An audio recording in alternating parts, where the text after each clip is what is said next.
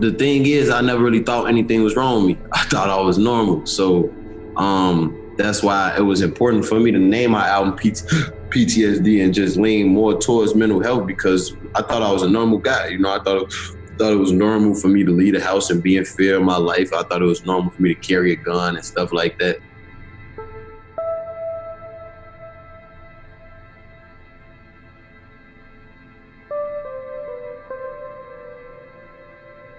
It's safe to say 2020 has been a tough year. Many people are having a hard time coping with the events that have transpired over the course of the last 6 months. For some, especially the Black community, the stigma and lack of resources surrounding mental health continue to be a problem. While images on the news repeatedly trigger repressed emotions, people are beginning to realize the generational trauma these communities have faced can be considered a form of PTSD. Hey, what's up? It's Herbo. I'm from Chicago, the east side of Chicago. Man, I'm a rapper. I do music and a lot of philanthropy stuff. I look at myself as an advocate for mental health. I help people through my music with just, bringing enlightenment to my situation so it can help them with theirs, man. G Herbo's latest studio album is titled PTSD, and it provides a raw, detailed glimpse into his life and experiences with death growing up in Chicago. The PTSD album cover has dozens of people on it. Can you kind of just... 50 people on it. You said 50. Can you tell us what the meaning behind that is?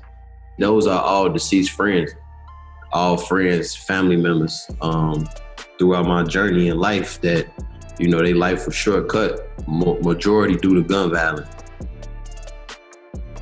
I wanted to bring people into my world, my reality, man. Some years I lost 10 friends in 1 year. Some summers I lost 5 friends in one summer.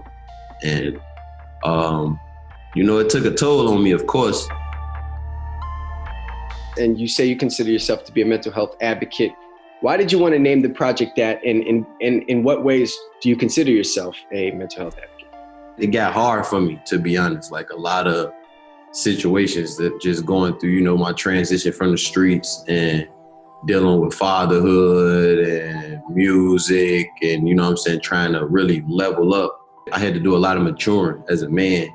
And it was important for me to name my album that, just coming from Chicago and everything that I had to do, overcome and see.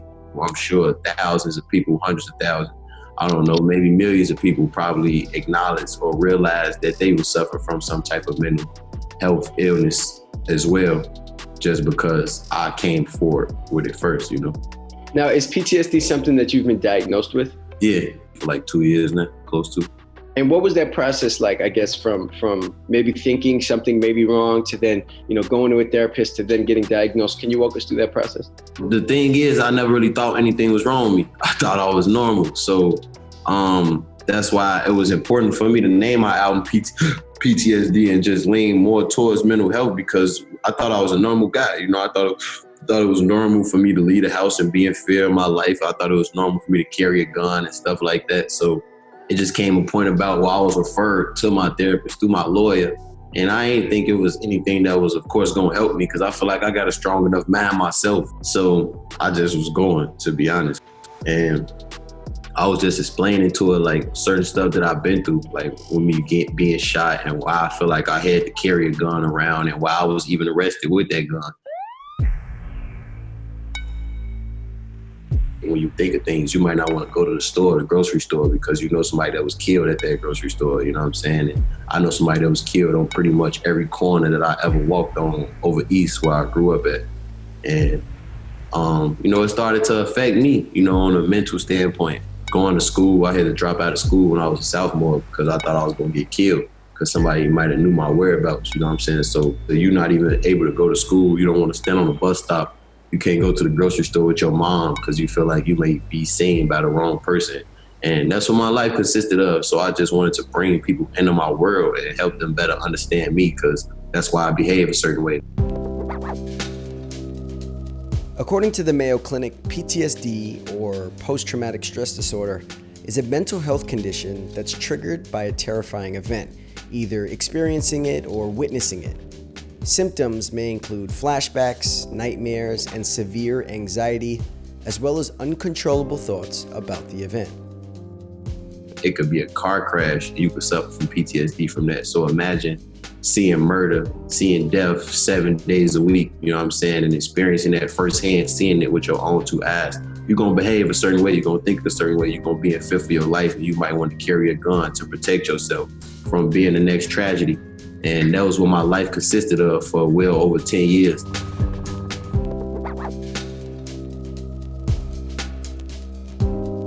It is impossible to be a person of color, but especially a Black person or an indigenous person in this country without any sort of trauma, whether it's generational trauma that is guaranteed, or PTSD in seeing videos on the internet of our folks dying at the hands of police, being murdered, lack of resources and cops in schools and prisons and the war on drugs. It's just, there's so much, there's so many systems that were built specifically to target us. And what we've been taught is to survive. I feel like for so long, mental health was almost taboo, especially in the Black community. Why do you think that is? I think it's still taboo. I mean, listen, if you look at the history of this country, we have been criminalized and demonized, and so has our trauma. And in survival mode, especially in poor communities and low-income communities, in survival mode, you don't want to show any weakness. And mental illness has always been seen as a weakness. You don't want to show any vulnerabilities because you don't want to show that you're open to attack. But the truth is, we are targeted. We are vulnerable. We are open to attack, and vulnerable does not equal weakness. When you speak about trauma, what exactly is, or how would you define generational trauma? Our choices have been informed by the trauma and the traumatic experiences and the targeting that we've experienced. And we pass that down through culture and through action, through communication from generation to generation. We haven't ever had the tools to address our mental health. We haven't ever had the tools to thrive. And so from slavery, from before slavery, being ripped from our homes, kidnapped and trafficked into slavery, and then being freed a couple hundred years later, right? They transitioned it into something else. With segregation, and there's always been something to prevent us from achieving true liberation and mental wellness and wellness of our communities in general, physical and mental wellness.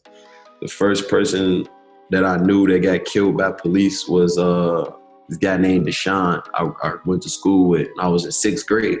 You know what I'm saying? So 6th grade is when you first hear about somebody getting killed by police. So you automatically look at police knowing that they would kill you because they killed somebody this could have been me.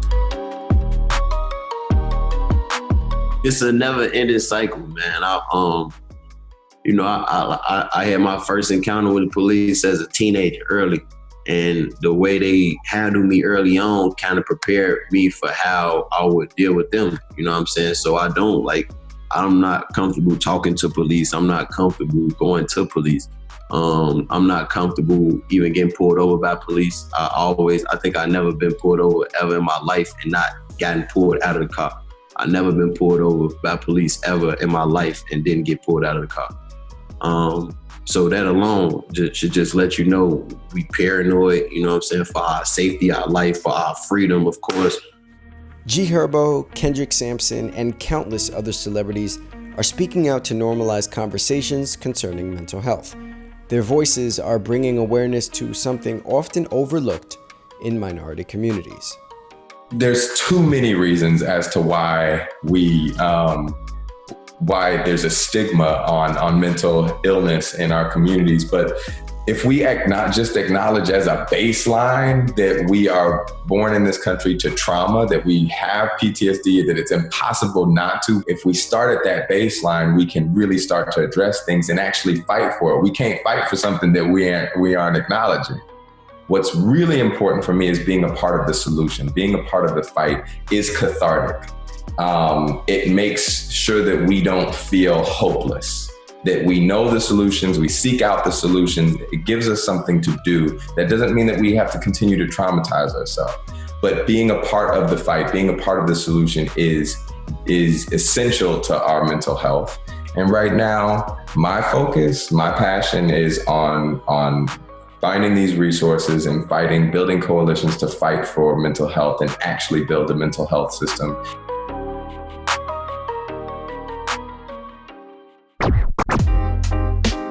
We are in the middle of a pandemic and social unrest due to continual racial injustice in this country. And as the days go on, many people find it hard to decompress from the terrifying news we're fed daily. While we are living in extremely serious times, we need to make sure we're finding ways to process what we are feeling. There are many ways to practice self-care, so finding what works for you specifically is super important. Really, I ain't gonna lie, music saved me, man. That's probably like my biggest like therapeutic thing that I have, going to the studio. Even in my darkest times, like I really just escape and sit in the studio. Even if I don't record, I just sit in there and think, and then I record with like any bulb in my brain go off. So it helped me. A lot of shit that I probably wouldn't tell a person, I'll put on a song. A lot of things are happening. Right now, I like to talk to Black folks specifically, and Indigenous folks as well. But right now, Black folks specifically have been under attack. It's hard to keep track. And we're seeing these play out in public and on video. That adds to more trauma. For Black folks specifically, I don't think you need to see these videos. You do not need to subject yourself. You already know what's going on, okay? White folks, watch them. Especially if you don't believe what's happening, watch them and share them with your friends. Text them and stop texting Black folks and telling them that you're so sorry about shit. Like, post that shit on your social media. Figure out what you can do to organize your friends and your community to challenge them to dismantle these systems that are harming us.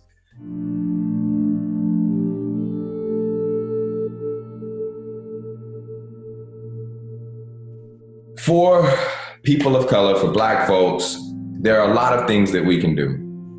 And just in general, these are mental health coping techniques. Breathing exercises. One that I do is I breathe in 4 beats, I hold it 4 beats, and then I release it 7 or 8 beats. I usually say 8 because 8 is my favorite number. There's therapy, obviously. If you can afford it, there's affordable therapy options that we're putting out there. Therapy for Black girls, which doesn't only service Black girls. And honestly, for me, I try to get outside, right? I try to get outside. I try to get some fresh air, open a window, get some melanin aid, which is the sun, let that kiss my shit, obviously while social distancing, making sure that I'm eating properly, getting the proper nutrition, exercising, even if that's to walk around the block. But I also want to acknowledge that I do realize that can be difficult for some people. That can be impossible for some people. That can be trauma, anxiety inducing because of what's happening with police and such. Or there's food desert. They live in a food desert. They can't get the proper nutrition or whatever it is. Just do your best. Set some goals, accomplish them. But at the end of the day, if you haven't been creative, if you haven't fulfilled your goals, if you didn't get that walk in or whatever, you have to know that it's okay to not be okay. You have to acknowledge and be kind to yourselves, extra kind to yourselves, right now and be in community. Yes, it's physical distancing, but we can continue community. We can continue to build. And I think that is super important. Never hesitate to ask for help when needed. If you or someone you know needs immediate help, text HOME to 741-741 to connect with a crisis counselor.